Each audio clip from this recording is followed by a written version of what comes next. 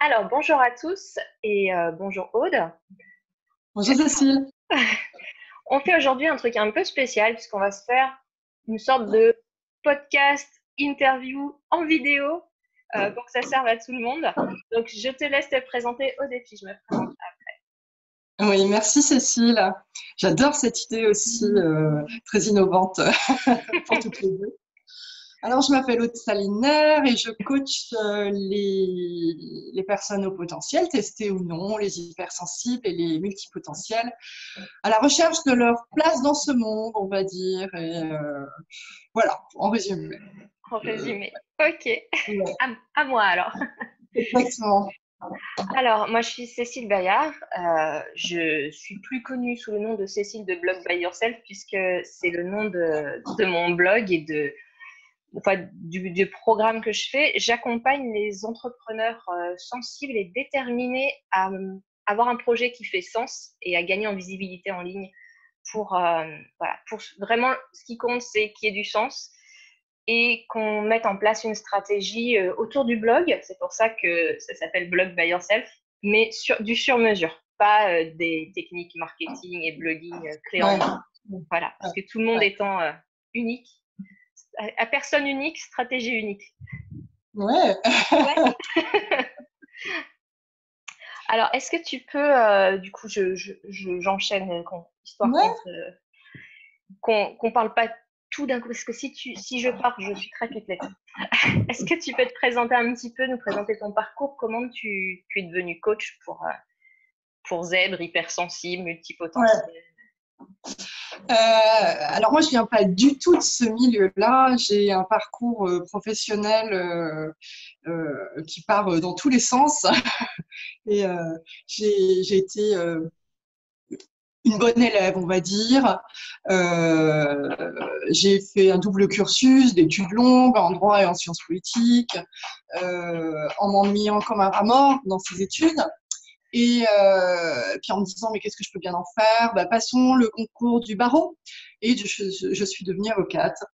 Et là, ça a été ma première grosse désillusion, ma rencontre avec le milieu professionnel, parce que j'étais chargée de plein et de valeurs, de justice notamment. Et je suis tombée dans un milieu essentiellement régi par l'argent. Et donc là, j'ai commencé à déchanter et je commençais vraiment à me chercher. En parallèle, j'ai toujours été professeur particulier notamment, puis après quelques années, j'étais même prof de droit à la fac. Et alors oui, pour revenir après moment de mon expérience en cabinet d'avocat, ensuite j'ai eu une expérience comme collaboratrice parlementaire au Sénat. Et mais pareil, un panier de crabes, c'était très compliqué pour moi. Ensuite, je suis devenue responsable juridique dans une start-up, puis dans une société de taille moyenne. Et après, eh bien, quel âge j'avais? 32 ans, je crois. Le premier gros tournant de ma vie professionnelle a été la découverte de mon haut potentiel à cette époque-là et de mes émotions, que j'avais le droit de les ressentir, enfin tout ça. Et, euh, et donc, s'en est suivi tout un chemin de développement personnel et qui ne se traduisait à l'époque pas du tout encore dans l'univers professionnel. Et donc, en 2012, je me suis formée au coaching et j'ai commencé à coacher, en plus de mon boulot de responsable juridique.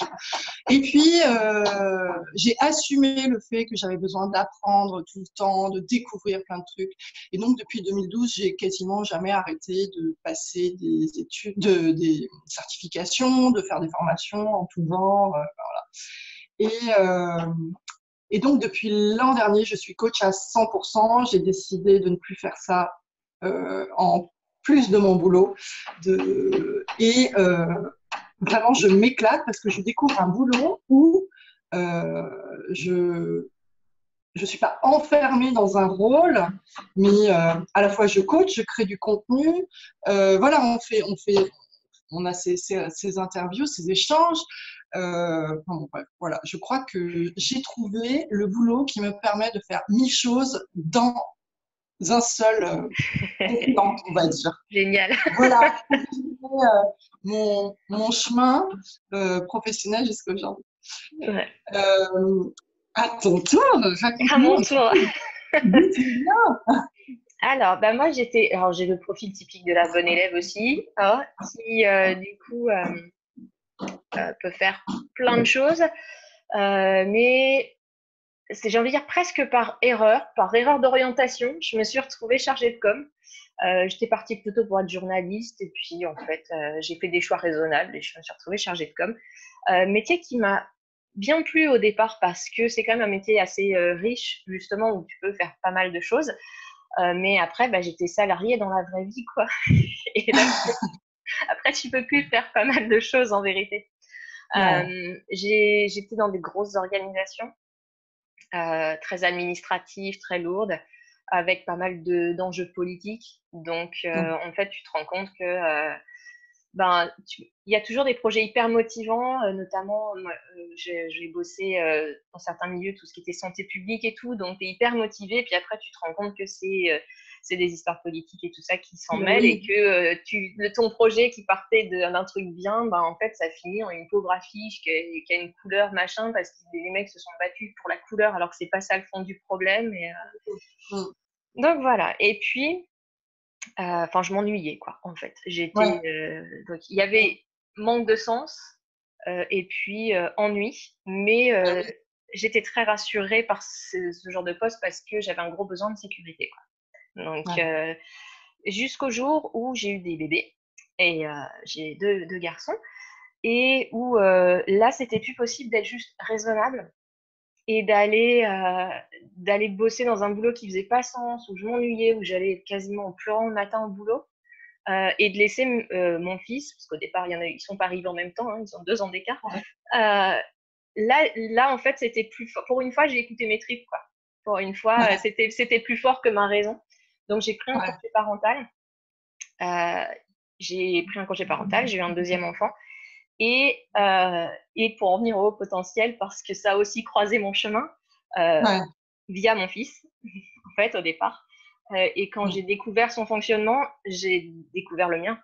Et, Ben oui, euh, et en découvrant le mien, en fait, ça a vraiment été un déclic. J'ai passé un test officiellement parce que j'arrivais pas à me dire non, mais je suis au potentiel, ça veut dire quoi? Genre, je me la pète et tout. C'est c'est classique. ça. Bonjour le syndrome d'imposteur. C'est ça. Qui suis-je pour prétendre ça? Et Ben donc, oui, j'ai passé un test et en sortant avec le test, enfin, j'avais pas les résultats parce que ça prend un certain temps, mais j'avais le retour déjà oral. J'ai posé ouais, un pied sur le trottoir et je me suis dit, je quitte ce job, parce que j'avais repris le travail entre deux, hein, mes enfants étaient un peu plus grands. Je quitte ce job, je me mets à mon compte, un carré, ça rentrera jamais dans un rond, quoi. Donc, ben oui, je veux un travail qui fait sens et je veux plus de patron, surtout. Je veux faire ce que je ouais, veux. ouais, ouais, Donc, c'est comme ça que je me suis lancée entrepreneur. Et comme toi, j'adore, en fait, au départ, j'avais un blog, maintenant j'en ai deux, j'aide les entrepreneurs, j'écris des articles, je fais des interviews, c'est juste génial. Et surtout, je découvre, enfin, j'apprends et j'avance sur le chemin. Et en fait, je sais pas dans 5 ans si je parlerai encore de la même chose. Il y a un fil ben rouge oui, qui est là, ça. mais euh, c'est ça qui est génial, c'est qu'on peut évoluer. Il n'y a pas quelqu'un qui me dit non, mais là, tu sors trop de ta case, rentre. Mais c'est ça, c'est ça. Moi, c'est quelque chose que je dis beaucoup en coaching, c'est mais on ne fera, n'ayez pas peur de vous engager dans quelque chose, vous ne le ferez pas toute votre vie. Il n'y a rien qui vous oblige à être enfin, ce que vous voulez être, ou journaliste, ou coach, ou n'importe quoi, toute votre vie. Ouais, c'est très Ça doit. rassurant. C'est très Mais oui, rassurant. Et, quand et, on a ce fonctionnement-là, ouais. ouais. Et au quotidien, quand on est comme ça entrepreneur et quand on a un blog, enfin, il faut qu'on travaille sa communication en ligne, on fait plein de choses. Et quand on est indépendant, bah, demain, on peut décider de faire autre chose, quoi. Oui, Donc, je trouve que c'est assez génial. Maintenant, ce que je trouve, enfin, voilà, c'est assez idéal pour le genre de profil comme ça, un peu touche à tout, qui adore apprendre, qui est indépendant. Maintenant, ce oui. qui est difficile, je trouve, c'est alors, tu vas me dire, qu'est-ce qu'on fait du coup? Mais c'est le fait qu'il y ait quand même des choix à faire à un moment donné et Ouais, qu'on est encore plus libre de s'éparpiller beaucoup et du coup, comment est-ce qu'on avance, quoi? ouais, C'est ouais. la question C'est qui se... c'est le revers de la de la liberté qu'on cherche en quittant le salariat. Ouais. Mais on en a tellement que on peut vite tomber dans la procrastination. Hein. Voilà. Il y a une forme de douceur. Après, on est poussé par des contraintes. Hein.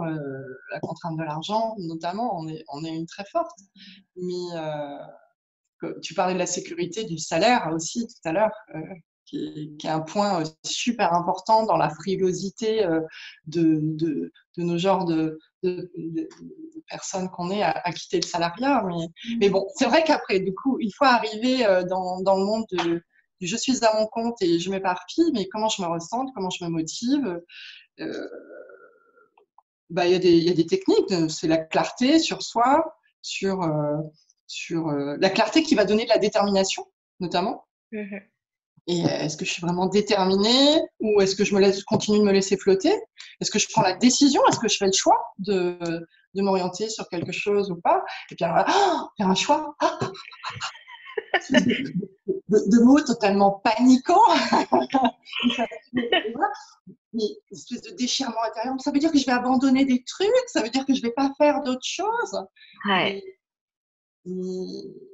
Mais dans cette peur panique, qui peut être voire paralysante, hein, mais il faut voir que ces choses, on les abandonne peut-être pas, peut-être qu'on les fera plus tard, peut-être qu'on peut les faire autrement, peut-être qu'on n'est pas obligé de les mettre dans son activité professionnelle, parce que il faut pas oublier, et je suis désolée pour les bruits de travaux à côté, hein. Ça ne s'arrange pas. Oui, faut pas oublier qu'on n'est pas que son boulot. On a aussi une vie en dehors de son boulot. Ouais. Et dans quelle mesure on ne peut pas balancer nos envies, nos goûts entre notre boulot et ne pas chercher à tout faire rentrer dans notre boulot et notre vie perso. Ouais. Et puis c'est ce que je disais tout à l'heure, j'ai rebondi sur ce que tu disais, on ne fera pas la même chose toute notre vie. Ouais. Donc le choix, il y a rien d'irrémédiable, il y a rien c'est pas une sentence, c'est pas, enfin, faut enlever le côté grave du choix en fait. Ouais, c'est ça. C'est choisir, ça. Choisir, c'est vivre. Quand tu choisis pas, tu vis pas. Voilà. Bah, puis les choix se font à sa place en fait. Quand tu choisis pas, c'est. De toute façon. Un non-choix, c'est un choix, et quand tu choisis pas, la vie a choisi pour toi, quoi. Moi, ça m'a vachement aidé de me rendre compte de ça, parce qu'en effet, c'était choisir, c'est renoncer, quoi. Ouais, mais je veux renoncer à rien. Et en fait, mais ne pas choisir, tu renonces à encore plus de choses finalement. On te sert, la vie te sert ce qu'elle veut, parce que t'as rien demandé. Et moi, je sais que ce qui m'a aidé, la question du choix n'est pas encore réglée. À chaque fois qu'il y a un choix, ça me crispe un peu. Parce que je voudrais faire le meilleur choix aussi. Et ce qui m'a aidé, c'est quand même de me rendre compte que il y a pas forcément de meilleur choix, quoi. Enfin, et puis qu'en effet, tout n'est pas, c'est pas parce que tu choisis pas ça aujourd'hui que tu pourras pas revenir et rechoisir après. Et dans le côté, moi, il y avait un peu ce côté aussi, mais moi, tout me plaît, je pourrais parler de tout. Mais en fait, c'est pas vrai. Quand tu réfléchis un petit peu, il y a quand même un milliard de choses qui me plaisent pas, quoi. Et donc, on peut aider. Ouais. Je pense que c'est une manière de se planquer quand on se dit ça. Ouais, clairement. Oui, tu peux pas. Et en effet, pas tout mettre dans son travail. Moi, je me suis un peu plantée comme ça, si tu peux partager mon expérience, du coup. Pour le coup, moi, je suis assez fan de tout ce qui est do it yourself, en fait, de faire soi-même, de bidouiller, tu sais. Donc, j'ai appris à coudre, j'ai appris plein de trucs, et j'ai appris à coder des sites web. Et j'adorais ça. Et vraiment, c'est mon côté un peu scientifique, rationnel, l'esprit bien carré, et en même temps hyper créatif. C'était le pied, quoi. C'est le mélange des deux aspects. Donc, quand je me suis lancée à mon compte, j'avais une activité de freelance, notamment. J'avais donc 2 blogs plus une activité de freelance, histoire de jamais m'ennuyer, tu vois. Bah oui. C'est pas dommage. Plus 2 enfants en bas âge et tout. Enfin, tu vois, faut pas déconner, quoi. Et donc, je crée des sites internet pour en freelance. Sauf que c'est bien de l'avoir testé, donc tu vois, c'est cool. J'aurais pas testé, j'aurais jamais su, mais en fait, créer des sites internet, c'est un truc, bidouiller le mien, ça me va bien. Le faire pour les autres et en tant que freelance, c'est pas pour moi, en fait. Donc, oui. Et ça, tu ne pouvais pas le savoir sans le tester. Ouais, c'est clair. Et l'avantage en freelance, c'est que bah voilà, j'ai pas passé 3 ans dans une école et puis après chercher un CDI pour après tout quitter. J'ai eu quelques clientes, ça m'a permis d'apprendre plein de trucs, mais c'était pas pour moi. Et je comprends bien maintenant que faire fabriquer des choses, Ouais, c'est bien pour mes loisirs, mais pas ouais, c'est ouais. pas pour mon travail, parce que c'est pas là mon fil rouge. D'ailleurs, on peut peut-être parler du fameux fil rouge. Mais oui, oui, le fameux. C'est ce qu'on disait tout à l'heure avant de commencer, le fil rouge de cette interview et le fil rouge. Ouais, c'est ça. Et, c'est pourquoi on parle de fil rouge, c'est quand justement on cherche, on se cherche dans la vie, qu'est-ce qui pourrait bien nous plaire pour nous sortir de ce boulot salariat où on s'ennuie on a l'impression que plein d'autres choses nous plaisent, ou on a l'impression que rien nous plaît aussi. Moi, c'est quelque chose que je vois pas mal en coaching, où des gens qui me disent oui, mais j'ai pas de passion. Et il ne faut pas non plus sacraliser la passion et la chercher de manière obsessionnelle. Enfin, y a pas de, on peut aimer beaucoup de choses et ça peut être ça, sa passion, d'aimer beaucoup de choses. Voilà. D'aimer apprendre, d'être curieux, d'aimer faire des sauts de puce, etc. Mais voilà, comment on en fait un métier après avec ça? Enfin, métier. Je vais plutôt dire activité professionnelle Ouais. pour un peu ouvrir et décloisonner. Et, mais le fil rouge, c'est déjà, il va se construire avec le temps. Il se trouve pas comme on trouve la boulangerie au bout de son GPS, quoi. C'est oh tiens, mon fil rouge, il est là. Ouais. Non, c'est quelque chose qui se construit et justement en goûtant. C'est ce que pour rebondir sur ton expérience de faire des sites web, de coder, bah, tu as essayé, c'était pas ça, et tu l'as écarté. Ouais. J'ai plutôt envie de dire, le fil rouge, de toute façon, il part de soi, et c'est en faisant des petits pas de côté qu'on va le trouver. Je vais incorporer ça. Oui, ça me plaît pas. Oui, ça me plaît. Du coup, je me décale un peu, je l'intègre dans mon activité professionnelle, etc. Et où ça me plaît pas, ben non, ben je le laisse de côté. C'est bon, j'ai testé. Et petit à petit, ce truc, il va se construire avec soi, et on va trouver de plus en plus ce qui nous fait kiffer au quotidien.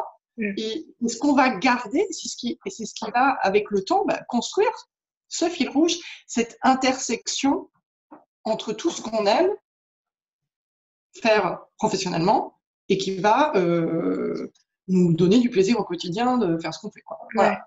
Ouais. Moi, le fil rouge, pendant longtemps, c'est un truc qui me paniquait. Je me disais, mais j'ai pas de fil rouge et tout, c'est horrible. Je trouverai Voilà. jamais quoi faire dans ma vie. Ouais, mais En oui. fait, parce que je voyais ça comme ouais, le truc que tu peux faire toute ta vie. Tu sais, la fameuse Mais oui, question et si tu pouvais toute ta vie faire un. Ben, si je pouvais toute ma vie, ben, je lirais des romans fantasy dans mon lit. Voilà, c'est ça ma ah ouais. passion. C'est ça mon fil rouge. Et ça marche pas pour en faire un job. Hein. Donc, je voyais pas Critique trop. littéraire, je sais pas. Ouais, je Mais me oui, souviens, mais oui. c'est clair. Et je me souviens d'avoir lu, j'avais une copine qui m'avait prêté Wake Up de Christine Nowicki. Et ce Ouais, bouquin m'avait complètement paniqué en fait, parce que dedans, il parle. Enfin, moi, le seul truc que j'avais vu, c'était justement ta passion, ton truc que tu peux faire toute ta vie, c'est ta zone de génie et tout. Je dis, mais non, j'ai pas ça, moi. Et mais en fait, oui. c'est en désacralisant un peu ce fil rouge et le fait que le fil rouge, il n'est pas forcément hyper précis, pointu. Enfin, moi, mon fil rouge, c'est pas un sujet finalement. Enfin, tu vois, c'est pas. Pendant longtemps, j'ai fait enfin, longtemps, à mon échelle, à mon échelle d'entrepreneur. Les années d'entrepreneur valent 7 ans, hein, c'est comme les années de chien. Donc, Ah, j'aime beaucoup la comparaison, je confirme. donc, pendant très longtemps, j'ai fait du référencement Ouais. et j'adorais ça. Mais du coup, il y avait des gens qui me disaient c'est l'experte en référencement. Mais le référencement, c'est pas mon fil rouge. Demain, j'arrête quoi. Enfin, même là, en ce Mais moment, oui, j'en parle moins. Mon fil rouge, ouais, finalement, c'est un truc hyper vaste que tu peux faire plein de façons et que j'ai fait de plein de façons toute ma vie. C'est rendre autonome les gens, en fait. ouais. C'est ça et éclairer les gens, si tu veux, un peu comme j'ai une cliente la dernière fois qui m'a dit, en fait, c'est comme si tu mettais des petites lumières sur les chemins et nous, on choisit le chemin, quoi. Donc, c'est vraiment, Waouh. j'ai adoré son image parce que c'est vraiment ça, j'ai envie d'éclairer les chemins possibles et d'autonomiser les gens pour qu'ils choisissent. Et en Ouais, fait, c'était déjà ça quand je réfléchis, tu vois. Quand j'avais mes enfants, quand j'étais en congé parental, je m'ennuyais pas. Il y a beaucoup de mamans qui s'ennuient et tout oui, ça. moi, je ne m'ennuyais pas, j'étais juste émerveillée de voir mes enfants apprendre, s'éveiller à la vie et devenir de plus en plus autonomes, quoi. Et il y avait Ouais. déjà ça. Et en Ouais. fait, c'est ce qui me plaît quand je fais des formations en ligne, quand je fais de l'accompagnement de groupe, c'est de voir mes clientes qui apprennent des choses, et qui font les choses par elles-mêmes et qui sont vachement fières d'elles-mêmes après, qui avancent, quoi. Donc, et c'est pour Mais ça que les oui. méthodes toutes faites, c'est vraiment le truc qui me. Non, enfin, ouais, on est d'accord, on est d'accord. Et moi, ce que j'ai envie de rajouter, ce que tu viens de dire, euh, c'est qu'il n'est pas définitif non plus, le fil rouge. Oui, Il évolue. oui, C'est clairement. pas, c'est pas oui, ce truc qu'on va trouver de manière définitive. Qu'est-ce que tu feras toute ta vie? Le Qui est Saint hyper Graal. fascinant et angoissant. Enfin, Oui, aujourd'hui, mon fil rouge, il est comme ça. L'année prochaine, il sera autrement. ouais, ouais, c'est Et, ça, ça évolue. ouais, il s'affine, ou alors on va aller creuser des choses et c'est bon, ça, on a vu. On a fait ça pendant 3 ans et ça a été kiffant, mais aujourd'hui, j'ai envie d'expérimenter un peu autre chose parce qu'on change, parce que, enfin, Ouais. ouais, ouais. Ah ouais, Moi, c'est je me clair. rends compte que plus je chemine, mon fil rouge, c'est très clairement euh, aider les autres à trouver leur place. Ouais, Et c'est vraiment j'ai tellement, moi, vécu fort le sentiment d'être extraterrestre, le sentiment de décalage, etc. Et tellement galéré à trouver ma propre place. Et, enfin, je me sens vraiment connectée à ce truc, y compris dans ma famille. Enfin, c'est vraiment, moi, mon fil rouge de vie, en fait. c'est Et ça. ouais, qui est trouver ma place et donc aider l'autre maintenant à trouver sa place et dans lequel tu m'incarnes le mieux. Ouais. Ouais, Et ouais. donc ça peut se faire de plein de manières. Voilà. Oui, c'est ça. C'est ça, Mm. c'est ça. Je disais, ouais, c'est pas précis, ça peut se faire de plein de manières. Moi, j'ai ouvert un premier blog qui était un blog de maman où je partageais des idées d'activités créatives. Finalement, à l'époque, je m'en étais même pas vraiment rendu compte, mais ce qui me faisait kiffer là-dedans, c'était vraiment que les autres parents puissent se rendre compte que tu peux passer de bons moments avec tes enfants sans céder aux sirènes de la consommation et que tu n'es pas obligé de faire, d'acheter le truc, le jouet, machin, et que tu pouvais faire. Donc, c'était vraiment ça, c'était informer et autonomiser. C'était là, quoi. C'était carrément Ouais. différent de ce que je fais maintenant, mais et peut-être que ce que je fais maintenant sera différent de ce que je ferai demain, mais je pense qu'il y a ce truc en fil rouge qui sera toujours là.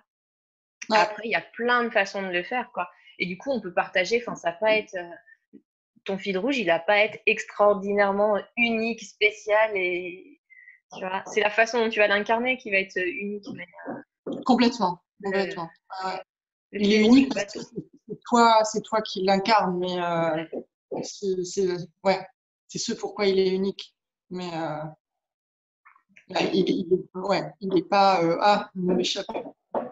Bon, c'est pas grave. Ouais, c'est pas un truc exceptionnel, hyper Non, précis, qu'il y a que voilà, toi qui fais ça. C'est c'est bon. ça, c'est ça, c'est ça, c'est ça, c'est ça. Et que tu feras exactement toute ta vie. Et ça fait vachement du bien à savoir. Ça relaxe vraiment, quoi. Ouais, c'est ça. Et puis on le découvre pas comme ça non plus, quoi. Non, c'est ça. Voilà, faut regarder un petit peu c'est ce qui nous fait kiffer dans nos expériences et tout. Et Et puis il faut expérimenter.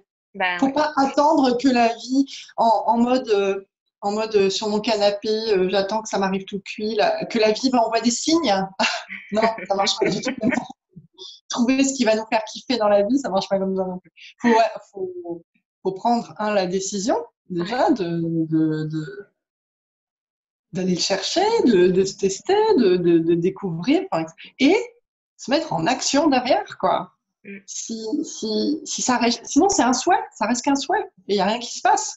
ouais, c'est Il y clair. a un moment, il faut agir, aller rencontrer, aller à des stages, aller partager, côtoyer des gens qui feraient éventuellement des choses qu'on pourrait aimer, Ouais, qui pourraient être inspirants pour nous.